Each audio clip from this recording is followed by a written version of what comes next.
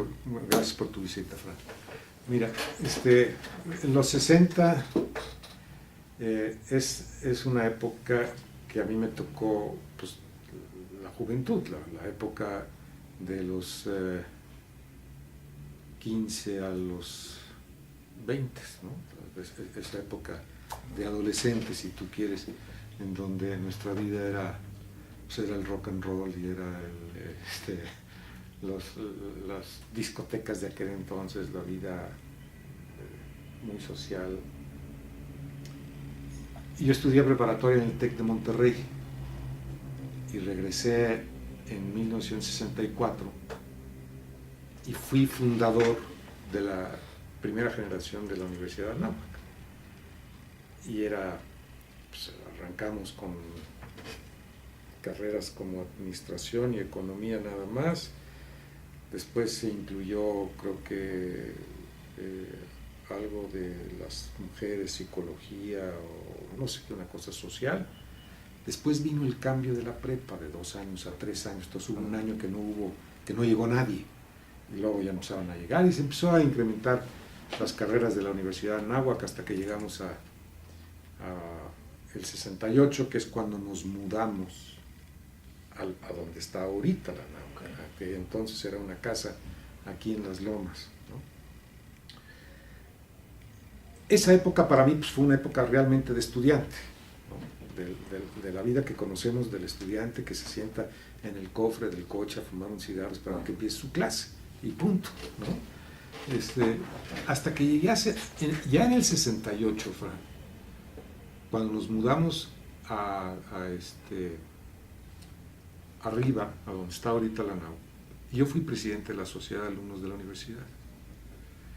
Y me tocó un poquito ser parte, no ser parte, me tocó vivir el movimiento de 68, que nunca fui parte.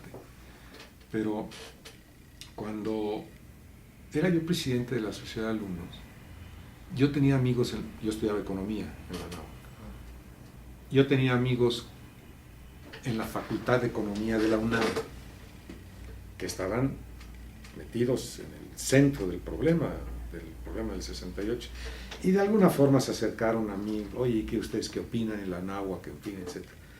La Anáhuac en ese entonces, yo creo que aún todavía, Fran, es una universidad no politizada, no hay realmente intereses políticos dentro del estudiantado, y además muy controlado por los regionales en ese entonces, y creo que todavía.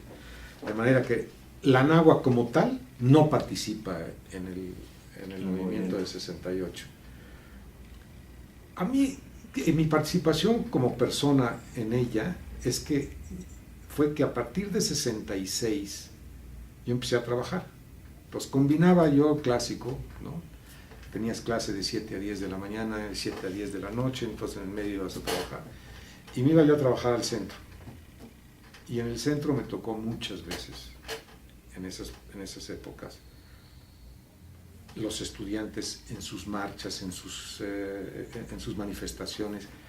Y bueno, en más de una ocasión me incorporé a las marchas, pero le confieso que más por curiosidad, por ser parte, y porque eres un joven, porque eres un muchacho, y ahí estás mezclado. Pero en el momento en que empezábamos a correr porque ahí había algún problema, pues yo corría, pero ya no regresaba, ¿no? Pero yo he leído artículos donde dicen que nace de ellos. Ahí es donde yo difiero. Yo no creo que haya nacido o que lo haya provocado Echeverría o Díaz Ordaz, sino que más bien me parece que sí heredamos el movimiento en México, y algunos de nuestros políticos lo aprovechan para capitalizarlo políticamente. Es más, muchos dijeron, la versión que más corría en ese entonces, fíjate, era que Echeverría lo había creado para resolverlo y así ganar una nominación a la presidencia que estaba por venir. Yo no creo que lo haya creado, mi personal sentido, pero sí que lo capitalizó, sí, yo creo que sí lo capitalizó. Logró deshacerlo a costa a un costo muy alto, que fue la matanza, sobre todo la de Tlatelolco. En los artículos que he leído, habla todavía de gente que iba preparando la matanza, que fue a colocar y ordenar que se pusieran los distintos francotiradores del ejército y todo, que hoy, en ese entonces no lo sabíamos, o nunca lo imaginamos, pero eso fue el resumen de lo que se pasaba en esa época y lo que nosotros pensamos que iba a suceder, que había sucedido. Ya no te podría decir claramente, yo creo que nada, y yo ya no estoy.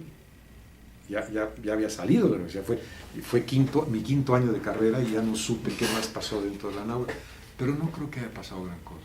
Yo creo que fue un evento donde todos vivimos aislados, yo creo que se me pasó decirte esto. Sí es un movimiento que heredamos, pero lo capitalizan algunos de nuestros políticos infiltrando agitadores.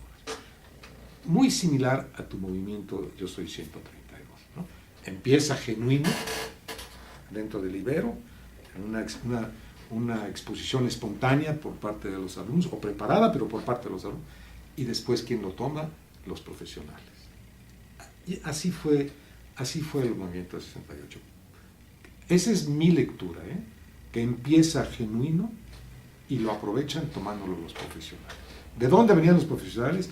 Lo dejo a la imaginación de cada quien, ¿no? Okay.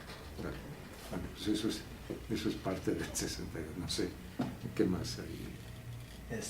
Y también por parte de las Olimpiadas, y justo que había pasado la masacre, ¿cuál fue la cobertura mediática? Fantástica. No, se le dio una cobertura maravillosa a las Olimpiadas mundialmente. Yo me había casado y andaba de luna de miel y la andaba yo viendo por todos lados, y la escena que todos tenemos grabada es los dos muchachos atletas americanos de color negro que a la hora de estar recibiendo la medalla se levantan el puño, ¿no? Esa escena es, se te enchina el cuerpo. Y yo a mí cuando lo estabas viendo se te enchinaba el cuerpo, ¿no? Pero sí corrió por todo el mundo. Y yo creo que es una escena que a nadie se le olvida, ¿eh? Han pasado Olimpiadas y Olimpiadas y Olimpiadas, pero todos los que hemos vivido todas esas Olimpiadas, la única escena que yo me acuerdo de una Olimpiada, Carl Lewis y vete a saber, ¿no? Pero el puño de esos dos negros levantada cuando están recibiendo la medalla, esa sí fue por todo el mundo. Sin duda la masacre tomó fuerza políticamente después. O sea, fue tomando más conciencia dentro de los mexicanos, de nosotros, la masacre que había sucedido. Cada vez fue tomando más indignación, más reclamo de por qué. Y yo creo que se perdió un poquito. Todavía no sabíamos qué había pasado. Porque sí, una masacre, X, no sé qué, se oculta el número de muertos, nadie sabe cuántos se murieron, nadie sabe cuántos se atraparon, quién lo inició, se medio apaga, vienen las Olimpiadas, te bombardean con temas olímpicos, se te olvida. Pasan las Olimpiadas y empieza a tomar más conciencia y más, ¿no? Sí, yo creo que más bien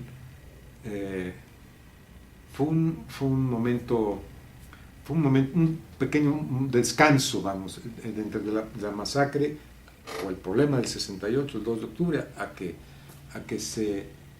el pueblo se indignara y pidiera explicaciones que nunca tuvo, por supuesto, ¿no? Pero las Olimpiadas pues sí nos distrajeron a todo el mundo, sin duda.